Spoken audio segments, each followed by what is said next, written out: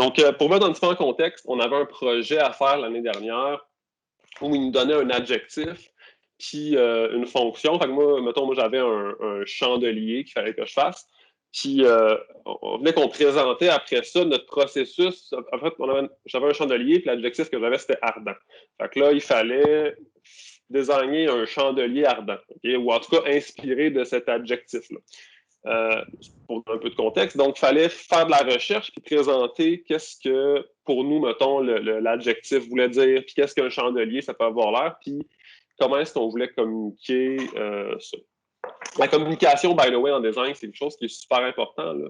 Le design graphique, tu sais, on n'étudie pas en design graphique, mais c'est super important d'apprendre à faire du design graphique pareil en design industriel parce qu'on veut communiquer nos idées, puis ça fait toute la différence que d'être capable de le communiquer ou pas. Tout ça pour dire que ça ici, c'est comme une. Mettons là que je suis en avant de la classe, puis je suis en train de présenter, bon, ben ça, c'est mes inspirations pour mon projet. Est-ce qu'il y a des gens qui sont capables d'identifier des trucs qui ne fonctionnent pas dans ma présentation aussi? C'est quand vous voulez, là. C'est à votre tour. Ben, peut-être que c'est pas centré. Qu'est-ce qui n'est pas centré? Ben, comme les images, puis le texte en dessous. Il y en a qui sont comme centrés, puis il y en a d'autres qui sont comme à droite puis à gauche. Effectivement. Effectivement. Puis ce que ça fait, ça, le fait que les textes ne soient pas centrés, ça nous gosse. Hein? Ça attire le regard. Là. Ça déconcentre, en fait, du message. Moi, je veux pas que mon message, je veux pas qu'il. En fait, je veux qu'il soit clair, puis je veux communiquer mes mots.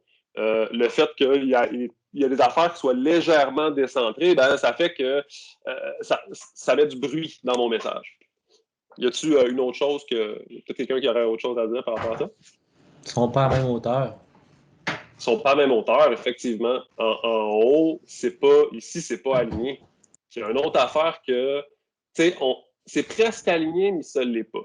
Puis ça, c'est vraiment quelque chose en design graphique, puis même en design industriel, qui est super important. C'est-à-dire, quand tu es vraiment proche d'être pareil, mais que c'est pas pareil, c'est vraiment gossant.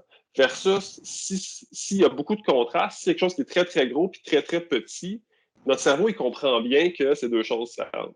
Versus, quand c'est des choses qui sont presque pareilles, mais pas pareilles, notre cerveau, il se demande, OK, est-ce que tu viens de faire une erreur? Est-ce que tu voulais que ce soit pareil, mais tu t'es trompé?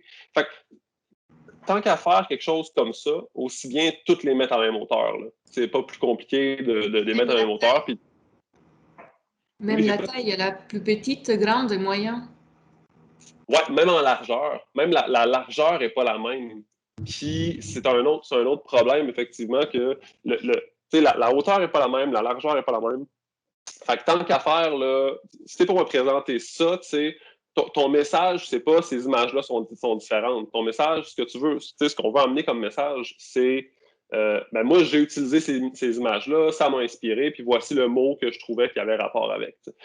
Mais quand on fait ça, c'est vraiment important de mettre tout ça bien drette. Il faut que ça fitte dans la grille, comme on dit, puis que ça soit il existe mettons, je reviens à InDesign, on peut faire quand on clique sur les rulers, ce qu'appellent les règles qu'il y a aux extrémités, là, on clique puis on glisse, ça vient créer des guides. Je ne sais pas si vous voyez la petite ligne bleue là, que je tiens en dessous de ma souris présentement. Ce guide-là, il n'apparaîtra pas à l'impression, il est comme cyan, là. Il ne sera pas imprimé. Là. Ce guide-là, il sert à justement s'assurer que tous mes blocs soient à la même hauteur. Donc, c'est important de faire attention à ça. Il y a peut-être deux dernières affaires, moi, qui me gossent. Je ne sais pas qui n'ont pas été nommées encore. Comment? Le texte noir. Le texte noir, effectivement. C'est un peu gossant. Il n'y a pas rapport dans le noir n'a pas vraiment rapport. Tu sais, ça prend trop de place pour rien. Le fond, il est bleu. Il ne serait pas obligé d'être noir pur comme il l'est là actuellement. Il y a autre chose par rapport au texte aussi. La hiérarchie des textes. Oui, effectivement. La hiérarchie n'est pas super bonne. Le contraste entre le texte de titre qui est en haut et le texte qui est en dessous des images, ils ne sont pas si loin. C'est la même typo d'un. c'est une typo qui est plate. Tu sais, c'est myriade, c'est genre la première typo là, que quand tu écris du texte dans Illustrator, c'est la première typo qui sort. Là. T'as une faute aussi, là. Ah, ça se peut, ouais. Ben, je sais pas, centrifuge, je sais pas si c'est... Centrifuge, oui, c'est vrai, j'avais une faute. Je l'ai corrigé, je pense que je ne l'ai pas corrigé après, mais oui. Je pense que, moi, c'est ça, je l'ai gardé en plus. Et donc, la hiérarchie des textes, regarde, je vais l'amener à l'autre slide d'après, comment je l'améliorerais, mettons, là, rapidement. Là, puis ça, c'est comme une amélioration de 5 minutes. Là. C'est pas, ça prend pas beaucoup d'efforts. Puis on est déjà capable d'avoir quelque chose qui fait un peu plus de sens. On communique déjà un petit peu mieux ce qu'on veut. C'est-à-dire, on a les images, comme vous dites tantôt, là, sont toutes alignées, toutes de la même grosseur. Fait que ça ne dérange plus l'œil. Okay? Les marges, toutes mes marges sont égales. Le texte, une meilleure hiérarchie de texte, c'est-à-dire, maintenant, je le sais c'est quoi mon titre, puis je le sais c'est quoi mon texte de corps ou mon texte qui parle de mes images. Sur l'autre d'avant, c'était d'un la même typo, puis la différence de grosseur n'était pas si grande, ce qui fait qu'on ne sait pas trop quoi lire en premier. T'sais. Versus ici, ben, c'est beaucoup plus clair qu'est-ce qui est un titre, puis qu'est-ce qui est un corps de texte. Puis un autre truc que je rajouterais, même les marges, c'est important d'avoir des marges sur les côtés puis de laisser de l'espace là, entre nos images puis les bords du document. Par contre, c'est important que ces marges-là soient les mêmes à gauche et à droite, sinon ça dérange. Regardez n'importe quel packaging là, que vous avez chez vous, là, vous allez voir qu'il y a toujours, par exemple, là, j'ai des tie wraps ici, ben, j'ai toujours une petite ligne blanche des deux côtés, puis la largeur de la ligne blanche est la même des deux côtés. On veut que ça fitte dans la grille parce qu'on veut concentrer l'attention de notre spectateur sur ce qu'on a à lui dire, sur ce qui est à l'intérieur, puis sur le texte. Puis aussitôt qu'on ne fit plus dans la grille, ben là, on attire l'attention sur autre chose que le contenu. On passe à un deuxième exemple. Ça. C'est quoi? Avez-vous des problèmes qui vous sautent aux yeux en regardant ça?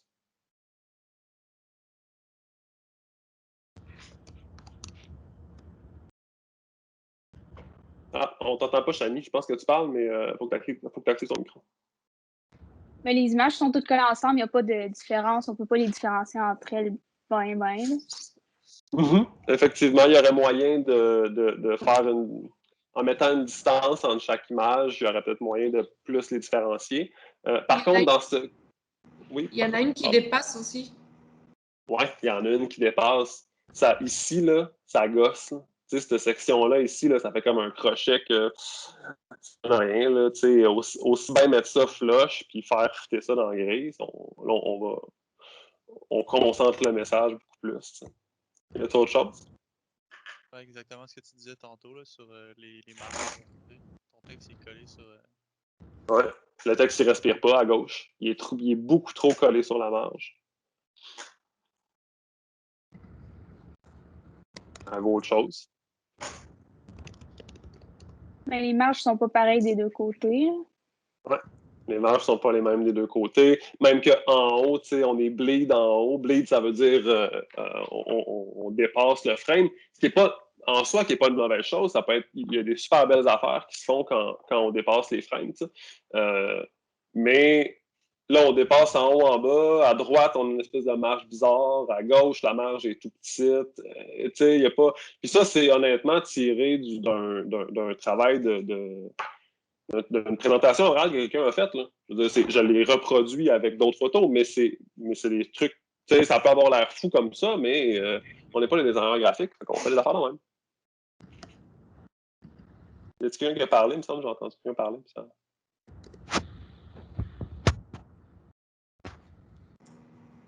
Le gris où il y a le texte, la couleur. Ouais. C'est quoi qu'est-ce que tu trouves par rapport au gris? Ben, en fait, il y a beaucoup de couleurs dans la page. Il faudrait je trouve que ce gris-là, ça va pas avec l'image. Ouais, je suis assez d'accord. Il y aurait moyen d'avoir un plus beau contraste. Le fond gris n'est pas nécessairement, en valeur les images. Moi, le quick fix que j'ai fait là, par rapport à cette image-là, je vais vous le montrer. Là. C'est ça ici, OK? Je suis pas allé changer le fond parce que je voulais, parce que l'exemple voulait que je voulais garder mes fonds pareils. Mais il y a quelque chose de vraiment important que j'ai pas entendu, qu'on a parlé au premier, mais que là, puis je vais répéter, puis je trouve que ça le montre super bien ici, là. La hiérarchie des textes, là, dans de la mise en page, c'est crucial, OK? Là, ici, où c'est écrit « Inspiration », ça, c'était mon titre, t'sais. Puis, sur le premier, j'essayais de rendre ça, regarde, c'est écrit « Inspiration », il est souligné, fait qu'on sent que c'est le titre. Mais la dimension entre ces deux textes-là est tellement similaire que c'est pas, on comprend pas tout de suite que c'est le titre, il faut qu'on se force. Puis aussitôt qu'on demande à notre spectateur de se forcer, on nuit à notre message. Tu sais. Versus ici, ben là, le titre, je l'ai mis en heavy bold, là, en super gras. On comprend super bien. Il est aussi 2 fois plus gros que mon texte qui est en dessous. Puis ça, c'est généralement une bonne règle de pouce là, à se noter. Là. Un titre là, peut être 2 fois plus gros que ton texte, minimum. Là. Minimum. Puis, il n'y en a pas de problème. Ça fait que c'est clair qu'est-ce qui est le titre puis qu'est-ce qui est le corps du texte. À ce sujet-là, d'ailleurs, il y a un YouTuber que j'ai commencé à suivre dernièrement qui s'appelle Sam Does Design. Je vais l'écrire là, dans le chat pour que vous ayez le nom. Sam Does Design, comme ça. Non. Ah ouais, c'est ça, je pense. Sam Does Design. Voilà. Les bilingues d'entre vous auront compris que le gars s'appelle Sam et que c'est un designer. Puis dans ses vidéos, dernièrement, il a recommencé, là, mais il fait des critiques de portfolio de designers industriels qui sortent de l'école. Okay? Puis c'est une bonne référence là, de se dire, ben, mec, qu'on finisse le bac, il faut que notre portfolio ressemble à peu près à ça. C'est quand même une bonne référence. Puis je trouve que son approche sur le design graphique est vraiment intéressante, c'est-à-dire, garde ça simple, ce que tu nous vends, c'est un produit. T'sais, on n'est pas en train de refaire là, des brandings de compagnie, là, sinon on sera en design graphique. On fait design industriel, fait que l'important, c'est juste, est-ce qu'on communique bien le produit? C'est des graphismes qui sont super épurés, ce qui montre. Puis, en tout cas, juste une petite parenthèse comme ça, là, si ça vous tente, vous irez voir ça. Je trouve ça vraiment pertinent. Donc, pour revenir à ici, le contraste entre le texte est super important. Donc, le titre puis le corps du texte. Il y a l'espacement aussi. Je ne sais pas s'il y en a d'entre vous qui l'avaient remarqué, là, mais ici, entre mon mot inspiration puis exaltation, l'espace est le même entre mes deux lignes. Okay? Puis, avez-vous vu la théorie de la Gestalt dans votre cours de fondement avec Pierrette? Non, pas encore. La Gestalt, là, ou Gestalt, ou je ne sais pas trop, c'est en allemand. C'est comme des chercheurs à un moment donné qui ont établi des espèces de règles là, de comment le cerveau fonctionne par rapport aux images et tout ça. Puis une de ces règles-là dit que quand on voit des choses qui sont groupées ensemble, on les perçoit comme étant un groupe ou comme étant équivalent. Okay? Puis ici, le fait que mon espace soit le même en tout, je perçois ces textes-là comme étant tous des mots qui sont équivalents. Quand dans le fond, c'est pas tout à fait vrai. J'ai un titre, puis en dessous de ça, j'ai des mots que je veux que ça perçoit équivalent. Fait en augmentant l'espace entre inspiration puis exaltation ici, puis en groupant le reste ensemble, ma hiérarchie de texte est beaucoup plus claire comme ça. Donc, faites attention à vos espacements entre les lignes, entre les paragraphes. C'est super, c'est vraiment important dans la mise en page. Puis la marge pour respirer aussi, comme on parlait tout à l'heure. Est-ce qu'il y avait des questions sur cette slide-là ou d'autres critiques? Là? Ça va. Un petit dernier exemple à ce sujet-là. Ça, c'était la proposition finale que j'avais pour mon projet. Puis que ça soit une bonne ou une mauvaise proposition, c'est pas vraiment important pour l'instant. Ça serait comme si c'était ma slide finale de dire, ben, voici ce que je propose et voici mon développement conceptuel, comment j'en suis arrivé là. Est-ce qu'il y a des gens qui pourraient me dire qu'est-ce qui ne fonctionne pas dans cette slide-là?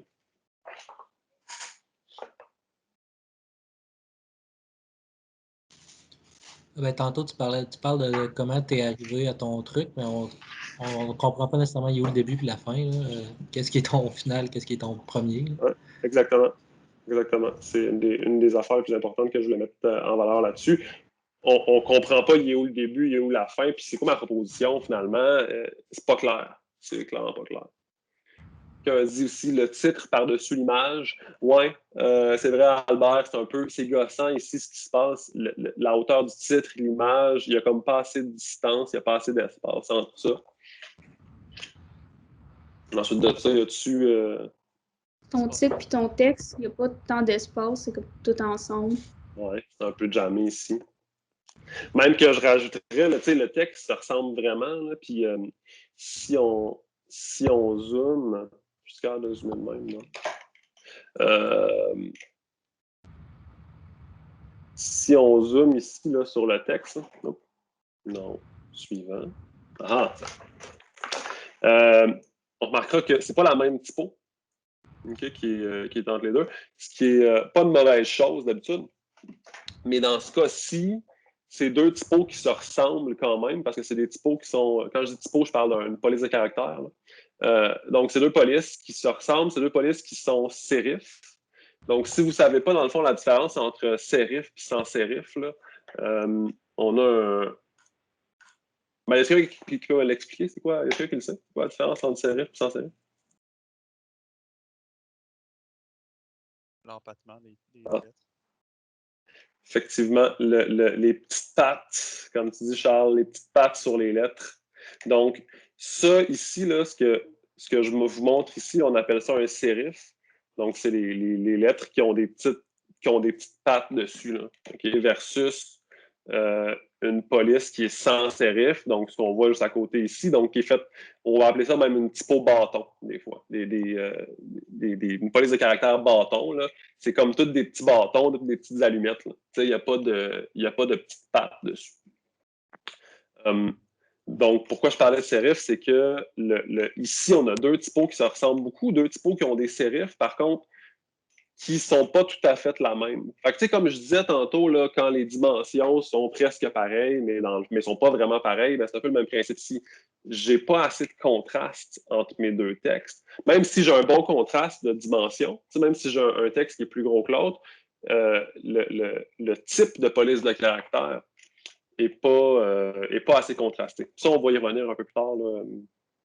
Je vais vous donner des trucs par rapport à ça. Fait qu'on disait, on ne comprend pas qu'est-ce qui est le début, c'est quoi la proposition, il y a un problème avec le texte, il est par-dessus l'image.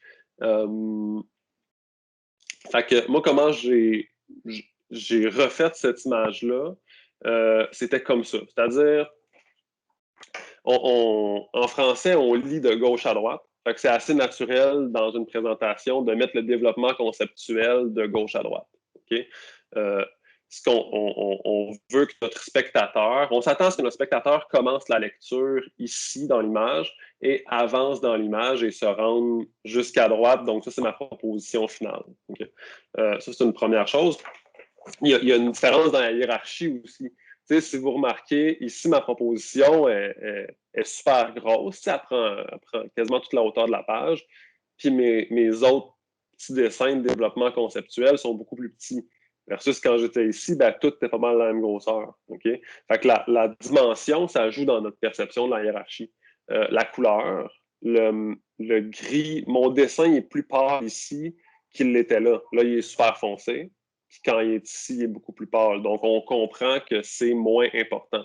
Qu'est-ce qui est important? C'est ce qui est en couleur. C'est ce qui est... Même ce dessin-là là, que j'avais à la base, je l'avais ici fait en couleur. C'est pas parce que je l'ai colorié que je dois absolument le présenter colorié dans ma présentation.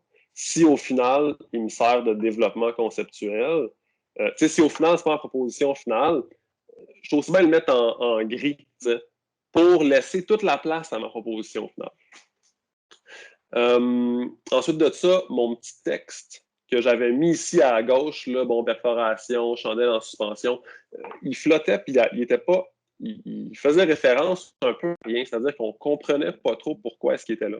Versus ici, ben, j'ai mis des flèches, tu sais, il guide vraiment il guide le regard, puis on comprend bien à quoi notre texte il sert ici. Ah oui, puis les vignettes, ça, vous allez voir ça aussi en fondement. Si ce n'est déjà fait, les vignettes, ça permet d'attirer le regard. Quand je dis vignette, c'est le petit carré qui est derrière. Tu sais, sur ma première slide ici, j'ai un grand carré gris. Puis d'habitude, une forme comme ça, c'est supposé dire qu'est-ce qui est important dans mon image. Ben, si je mets un grand carré gris en arrière, je suis en train de dire tout est important. Tout est au même niveau, puis je veux pas que tu regardes rien en particulier. Versus ici, en mettant des vignettes derrière mes objets importants, je suis en train de dire c'est ça que je veux que tu regardes en priorité à mon lecteur. Donc voilà, la dimension, la couleur, ça va indiquer une hiérarchie, les vignettes, puis le contraste des typos. Pour terminer cette petite capsule de texte et de mise en page, ben d'abord, avez-vous des remarques, des questions par rapport à ça? Ça va? Ça va. Ça va. Albert, j'attends le gars qui dit ça va dans le chat. Ça j'aime ça. Quelques outils. Tu sais, je parlais de typographie là, tout à l'heure. Puis on n'est pas des designers graphiques, fait que c'est bien correct d'utiliser des outils puis de se donner un coup de main. D'abord, fontpair.co. Okay? Prenez-vous ça en note. Ce que c'est, ce site-là, je vais aller dessus ici. Il donne plein de combinaisons de polices de caractères qui fonctionnent. Okay? Les autres, ils te le disent, ça, là, si tu mets ça ensemble, ça marche. Puis souvent, même, ils vont t'expliquer pourquoi. Fait que là, tu sais, là, je suis sur funpair.co en rentrant, puis ça, c'est mettons, ceux qui sont featured, là, ceux qui sont importants, mais on peut choisir après, tu sais, je veux de quoi display. Quand on dit une police qui est display, ça va être une police de titre. C'est souvent des polices qui vont avoir une personnalité très, très forte. Par exemple, Alpha Slab, c'est super gros comme police. Puis le sérif, l'empattement qu'on parlait tantôt, c'est des slabs, donc c'est des gros blocs. Ou des polices plutôt script, des trucs comme ça. Donc, ce qu'ils disent aux autres, c'est si tu utilises ces deux typos-là, ça va fonctionner. Puis ils disent aussi ces deux typos qui sont gratuites parce qu'ils utilisent uniquement des typos, des Google Fonts. Puis les Google Fonts sont toutes gratuites. Donc, premier outil intéressant à checker. Deuxième outil, ça a l'air niaiseux, c'est Pinterest. Je sais que vous connaissez Pinterest, là, c'est pas ça, mais quand on cherche sur Pinterest, Font Pairing, il nous propose toutes sortes de matchs de typos vraiment intéressants. Puis moi, quand je commençais à faire du design graphique, je me suis servi beaucoup de ces outils-là parce qu'il y a vraiment des belles affaires. Là. Puis souvent, ça va être, pour faire attention, c'est pas tout qui est beau, là, comme n'importe quoi, mais ça va être des typos gratuites encore là, souvent, qu'ils vont nous proposer. Puis comme ça, c'est des fonds qui sont disponibles sur Canva. T'sais. Puis que là, ils vont nous dire, bon, ben, si tu mets un Antonio Bold, qui est une typo de bâton, comme tantôt, mais super grasse, avec Sacramento, qui est une typo plutôt script, donc comme c'est écrit à la main, le match est quand même intéressant. Fait que ça vaut la peine de les essayer. C'est sûr que, tu sais, un typo script, ça ne va pas comme typo de texte. Là. À faire attention, là, quand on fait un gros bloc de texte, là, essayez d'utiliser plutôt des typos qui ont des petits empattements comme ça, c'est plus facile à lire. Là. Donc, puis Pinterest aussi, by the way, je suis tombé là-dessus tantôt, je trouve ça intéressant. J'ai trouvé un truc qui est les polices de caractères bannis, ou qu'on devrait bannir. Ah, vois-tu, je le trouve plus ici. Je l'avais tantôt. Je le trouve plus. Peut-être que je vais le trouver ailleurs. Là. Ou en tout cas, même que je le trouve, je l'enverrai dans le chat. Il y avait il y a des polices. Tu sais, quand je te parlais sur ma première slide tantôt, que ma police était plate. Là. Ça ici, là, c'est plate. Là. on ne devrait jamais mettre ça dans une présentation, là, une police de même. Là. Puis pas parce que. C'est pas qu'elle est laite, c'est juste qu'on l'a tellement vu qu'elle a aujourd'hui aucune personnalité, ça n'a pas de pouvoir de différenciation. Fait que ça, c'était mon deuxième truc Pinterest. Troisième truc, j'imagine que vous l'avez essayé parce que je l'ai vu dans vos tutoriels, mais Adobe Font, vous avez accès avec vos accès au logiciel Adobe. Vous avez accès au Adobe Font. Puis c'est plein de magnifiques typographies qu'on peut installer sur son ordinateur. Ce qui est cool aussi, c'est qu'ils ont des packs de police. Donc, si on fait ici voir le pack, ben, c'est des polices qui généralement vont bien fitter ensemble. Fait que on peut se servir de ça là, pour venir marier. Tu sais, il nous en montre une couple d'exemples ici. Là. Si vous regardez les canettes de bière, par exemple, ou les bouteilles de fort à sac, c'est des bons exemples, moi, je trouve, dans les boissons, en tout cas. Là, on voit ça souvent des bons matchs de fonte entre un gros titre et du texte. Pour trouver une police à partir d'une image, oui, moi j'utilisais WhatTheFont. Donc, whatthefont.com, c'est MyFonts qui a ça par contre aujourd'hui, puis malheureusement, ce qu'ils mettent, ils mettent juste des fontes payantes. Fait qu'on upload une image là-dessus, puis ils mettent juste des fontes payantes. Il existe par contre sur FontSquirrel, on va y aller, là. Il y a, si je ne me trompe pas, un outil aussi qui permet de faire ça. FontSquirrel, c'est des typographies, mais j'ai l'impression qu'il est comme moins mis à jour ce temps-ci. Dans le temps, c'était hot. Aujourd'hui, il y a encore des super belles typos, c'est juste qu'il n'est plus mis à jour. C'est des bonnes typos qui sont gratuites. Puis, ah oui, c'est ça, gars, il y a un outil ici, Font Identifier. Fait que, ce qui est chouette, c'est que FontSquirrel est gratuit, fait qu'il y aurait tendance à... J'irais peut-être plus utiliser ça que WhatTheFont, parce que WhatTheFont, ils vont te proposer des typos qui coûtent de l'argent. Fait que dans Font Identifier, tu uploads ton image, puis après ça, ils cherchent voir s'ils ne trouvent pas des typos qui ont le même style.